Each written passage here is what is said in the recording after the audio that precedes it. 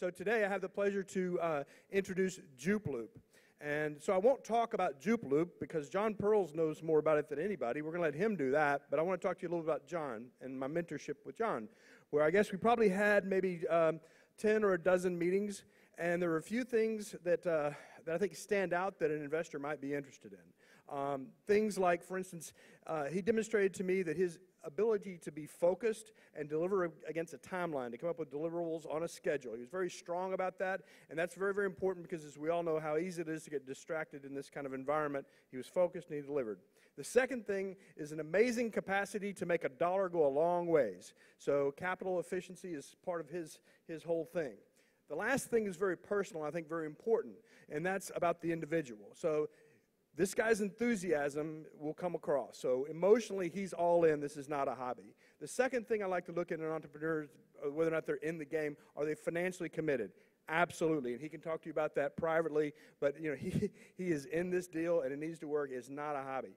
The third thing is, I think, really important around the personal side is the family in it and behind it. And if you've done entrepreneurship, it's hard on the family. His wife's very, very supportive. He's come all the way from Jersey. She's helping with the kiddos at home, and he's got that kind of support.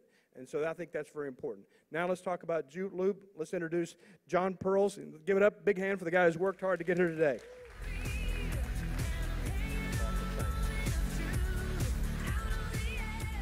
Hey, everybody.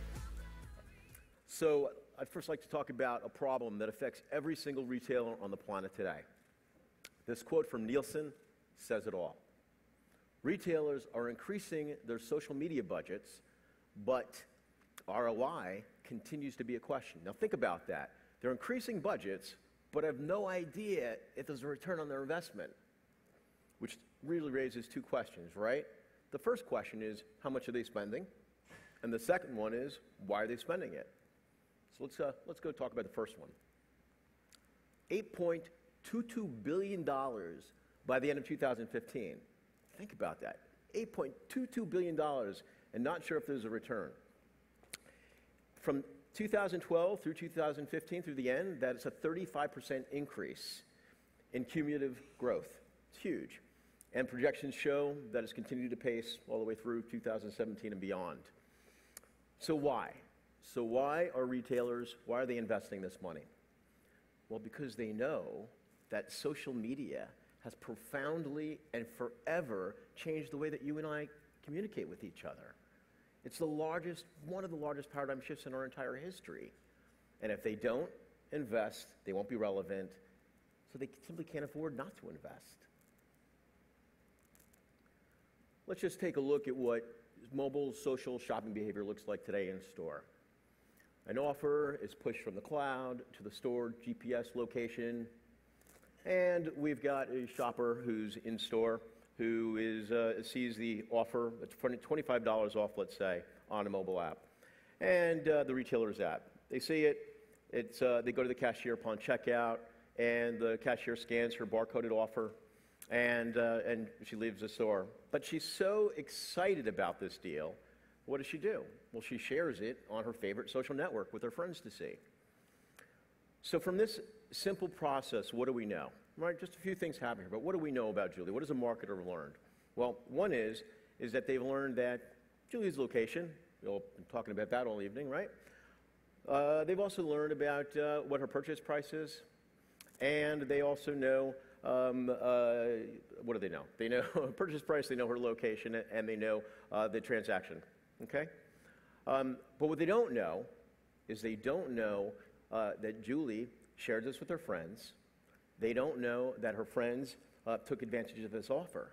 They have no idea this occurred. And the problem is that there's a lost opportunity with these people that they can't identify them. But the question that we raise is this: what if they could identify these people? What if they could identify these people that Julie shared this transaction with or this offer with? What would that mean? Okay. All right. So if they could identify Julie, and what if they could also identify her whole social network of people who have actually taken place in any of these offers? Wouldn't that be amazing? And what if the retailer could segment them down, not just by their identity and what their social influence is, because Julie has influenced them to go ahead and make this purchase, What if they could actually segment it by age, by gender, by geography? That would make a pretty good case for the retailer, right? That would be pretty valuable to them.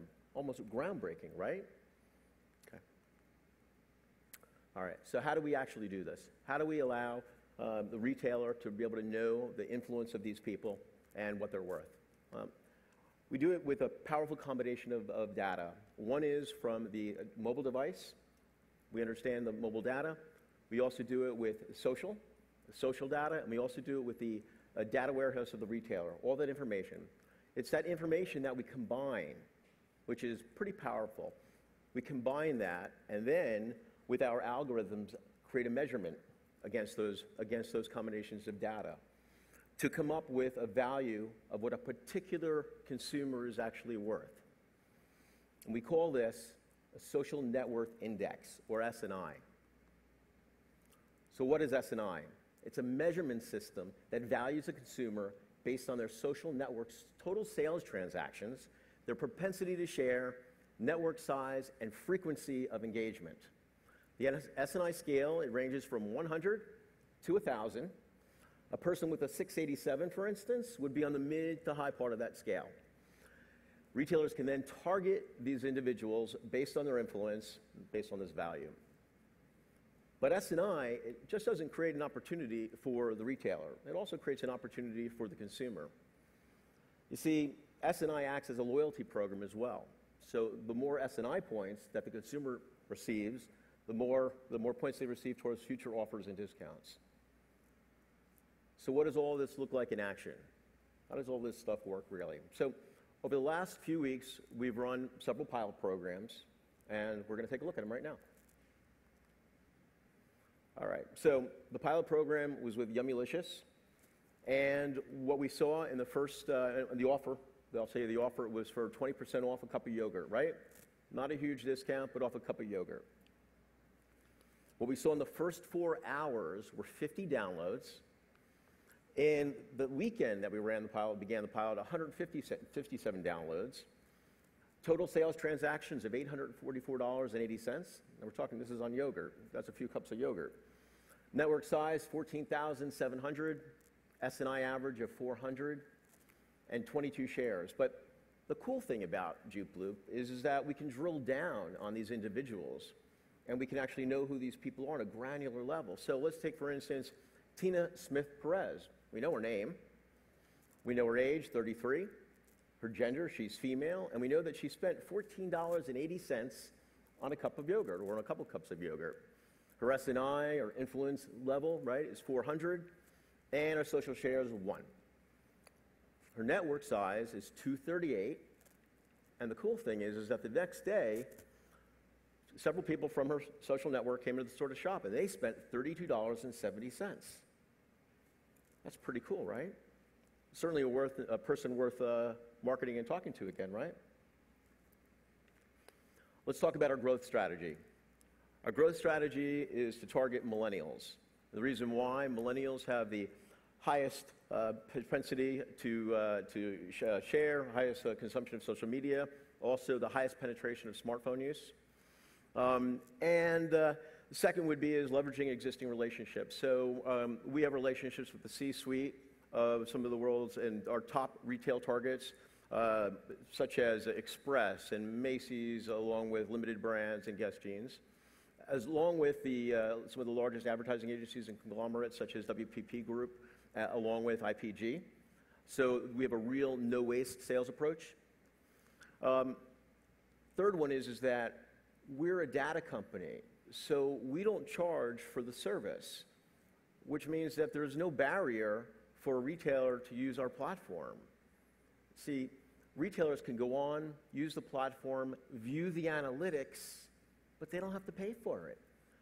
But the thing is that when they see the analytics, they're going to want to go and target these people because they're sitting right in front of them.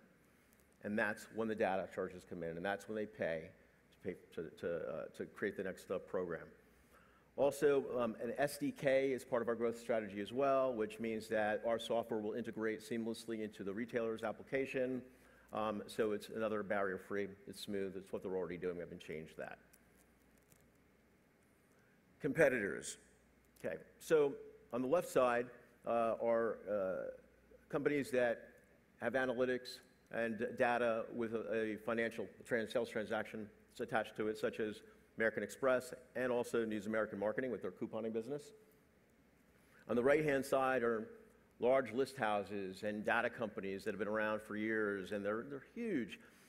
But there's a space right in the middle that nobody's in right now, and that's the space of data, putting a monetization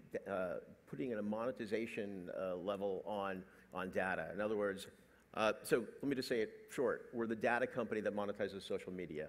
Nobody's in this space right now. So this is an interesting slide, and I think what's interesting about it is that it's kind of confusing, right? There's a lot of stuff going on, and this is what retailers contend with every day. With JoopLoop, the retailer no longer needs to blindly navigate the sea of social media. They can leverage the social media ecosystem with super intelligent data and create super relevant offers to the right people that drives measurable sales and grows their bottom line. One last thing I just want to say is a big thank you to David Matthews and the VentureSpur team, along with our advisors. Without them and their insights and ideas, we would not be here. And again, thank you. Look forward to meeting everybody a little bit later. Thanks.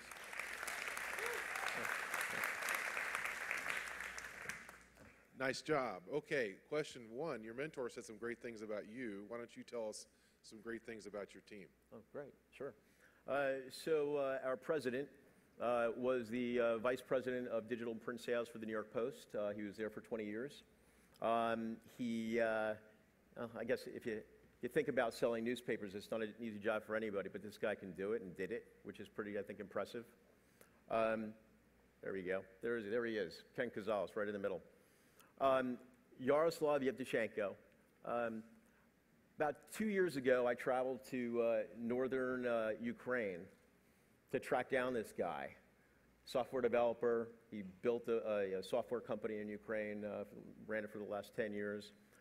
But what he did with some of the work that we had been working on was enough for me to go get my tail on an airplane to go visit him and meet him and his team. And the team that was his team is today our team. And again, I said he is our CTO. Okay, and the other question I had for you is, you mentioned the very first slide, the ROI for the retailer. So if you're sitting down with the retailer trying to close them on JoopLoop, how do you talk about the ROI as short and succinct as you can? From your experience, what do they have to hear? Mm-hmm. Well, social media is kind of a mess when it comes to ROI. You know, again, it's when it comes to social media and trying to track that stuff, there isn't an answer. So money that they invest in JoopLoop is money that they'll actually see a return on. I mean, it's pretty black and white. There aren't any options out there. Okay. Very good. Give it up for JoopLoop. Nice job. Okay. Thank you very much.